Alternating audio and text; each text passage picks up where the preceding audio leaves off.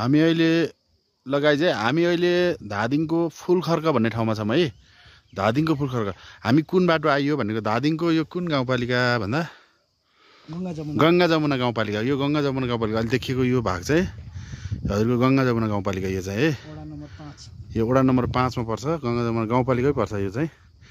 अब यहाँबाट हामी यो बाटो हुँदै है, यो बाटो हुँदै यो डाँडोबाट सर यो डाँडाको मुनि मुनि यो डाँडा यो भन्ज्याङ हुँदै यो भन्ज्याङको पछाडिबाट सर यो डाँडै डाँडा डाँडै डाँडा डाँडै डाँडा यो डाँडा हुँदै यसरी डाँडाबाट पारिपट्टि देखिने यो हजुरको